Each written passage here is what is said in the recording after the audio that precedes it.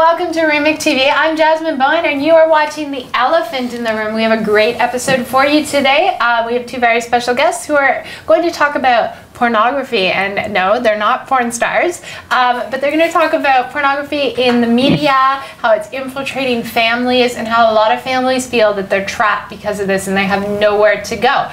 But before we get to their sides of the story, do you want to win $500? It's really simple. Click on our contest banner and enter your friends' names. For every friend that you tell about a great video you watched at Remake TV, you get a chance to win $500. And this contest is every month. At the end of our contest, one grand prize winner will win $10,000 just for sharing with your friends all the great stuff you watched on Remake TV. Sounds easy? Then get right to it. Now, I'd like to welcome Kevin and Nathan. Welcome, guys. Thanks for being on the show today. You're welcome. All right, so let's start a little bit with your background. So, Nathan, you are a pastor. Yeah, I'm a pastor of a small church called Redwood in Barrie, Ontario. Okay, and Kevin? I work for Redwood Park Communities, renovating houses for people who are financially struggling and need a nice home. All right. So the topic of the show today, we are talking about how families feel the effect of essentially the inappropriate media that's being broadcast everywhere. So Kevin, I know you have a personal experience with that, so maybe we can start out with your story. I've had a lot of interaction with a lot of different types of media throughout the years, depending on the situation I was in and age and whatnot. It definitely did come into play within my marriage, and it almost ended my marriage, but my wife is very forgiving and merciful, and we've worked through it, and we've definitely moved on from that, but it was definitely a hard struggle and something to work through. Can you go into more detail for that? Yeah, I mean, there was in the media and on the internet especially, there's a lot of different mediums that allow you to express yourself or search out different avenues. There's websites devoted to drawing you away from who you're with and trying to offer you something else that might be better, but it's no. There's even a website devoted to having an affair. Yep. Ashley Madison. Ashley Madison. Yep. And it's I didn't use Ashley Madison, but it's definitely one of the ones that are out there, and everything about it says if you're not happy where you are, you need to leave and try something different. And it's really ruining marriages because people are just up and leaving. And I know through, it used to be ICQ and now Facebook, people are reconnecting with old flames and old people and people from all over the world, and people are basically finding what they consider to be their soulmates who they've never met except just through digital media, which doesn't tell you a lot about somebody because you can lie really easily. And people you never otherwise would have met unless the internet was out there. So you were in the midst of your marriage when I guess the internet was really becoming big. It started before that point. Okay. And then as I got married, it carried on through into the marriage for quite a number of years. And now, are we talking chat rooms or porn, or what are we talking? Yeah, probably a bit of everything. Okay.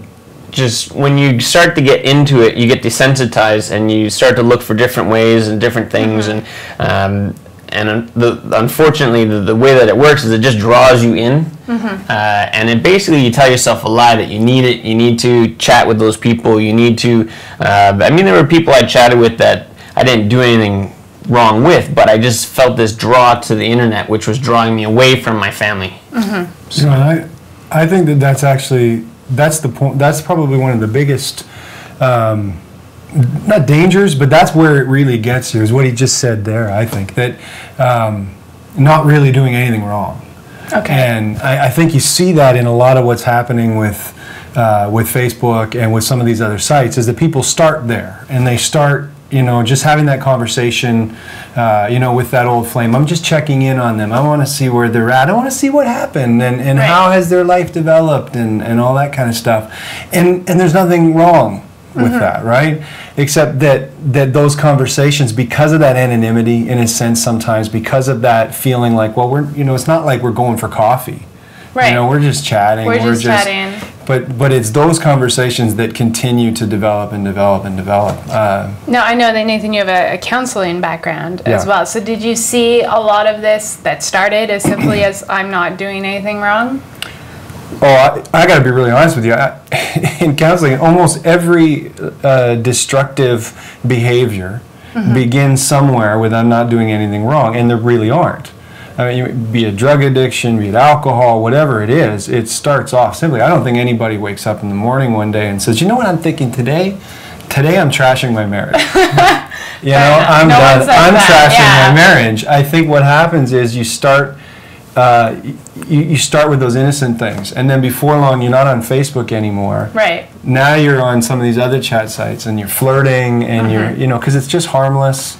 And before long, I think the problem is that it's not harmless anymore. And part of the problem too is even being in areas that aren't wrong, the internet is so flooded with pop-ups that you're constantly getting. You're getting, this person's now following you on Twitter, and she says, hey, check out my pictures. You didn't look for that, you weren't seeking that, and all of a sudden she's now following you on Twitter or Facebook, or you know, you're trying to download torrents or whatever, and these things pop up and they barrage you constantly over and over and over, and at some point your interest is like, I wonder what that's about. And that's where it starts to lead down the wrong. You weren't doing anything wrong, you weren't looking for anything, and then all of a sudden you find yourself in a mess and get out the shovel, you gotta dig yourself out. That's kind of what happened in your story. Yeah, it pretty much came to a head, and I was given an ultimatum, and I chose to get my head back on straight, get everything going right, and go to counseling and do a lot of things that were needed in order to get my family on track. Where did it start for you?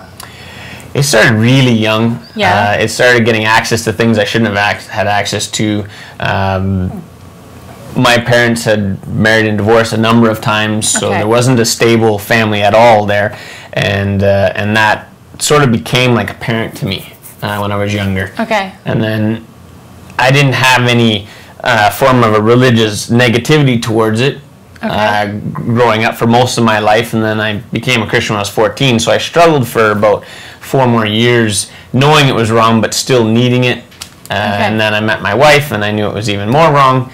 And so you met your wife very young? Yeah, I was 18. Do you think this that played into it in any way? I mean, most guys, I mean, they're a playboy until they're almost 30.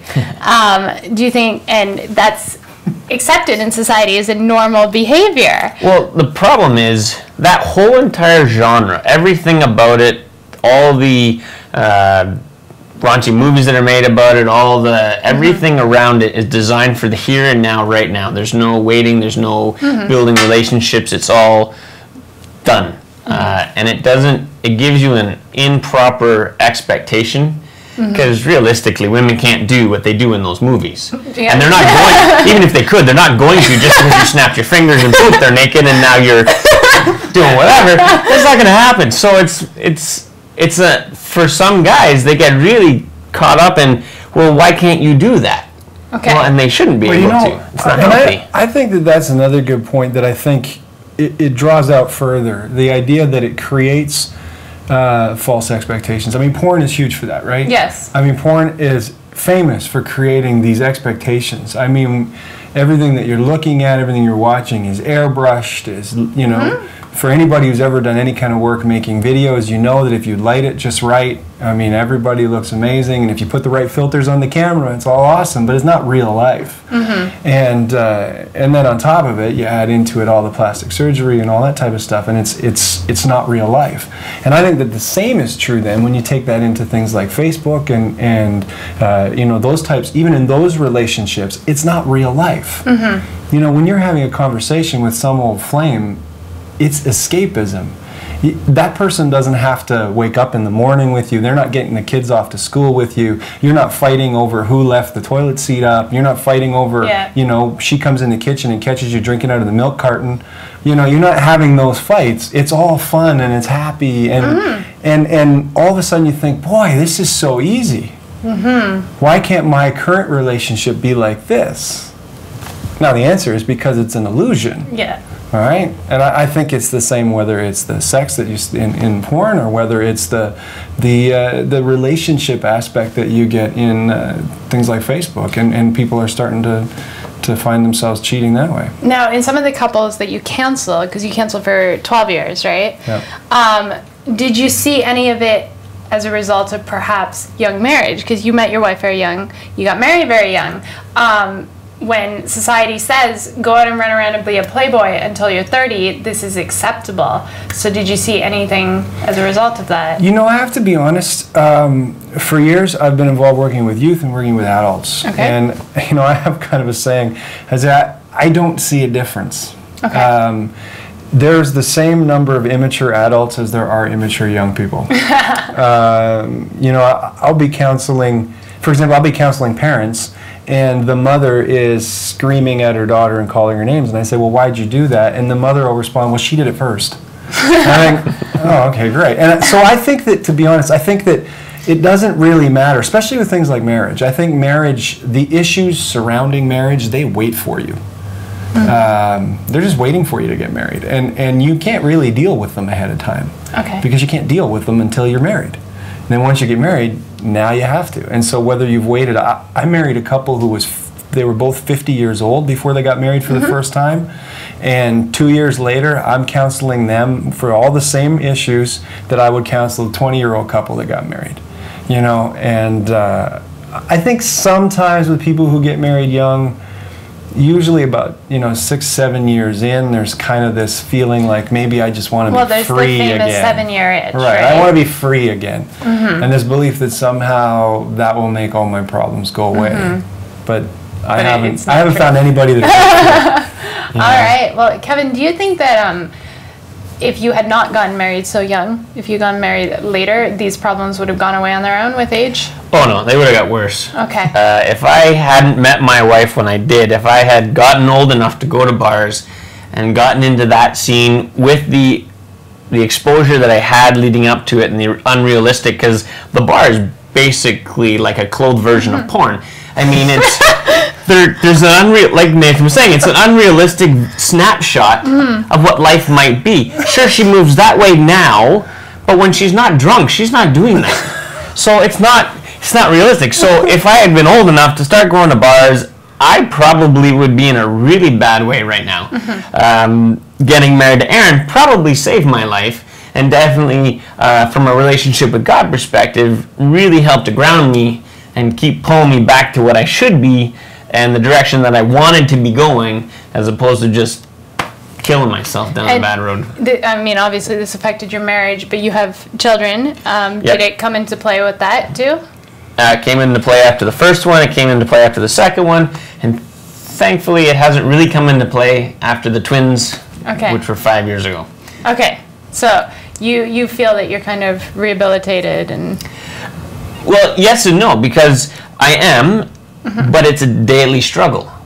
When summer comes along, girls don't make it easy. They walk around with almost nothing on, and it's like an alcoholic where they can never touch a drink again, but the drink is always sitting there.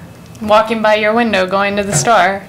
And every time I turn on the computer, boop, pop-up comes up. And I have to turn it off, and we've got the computer in a central location. We've done things to try and safeguard me against stupidity.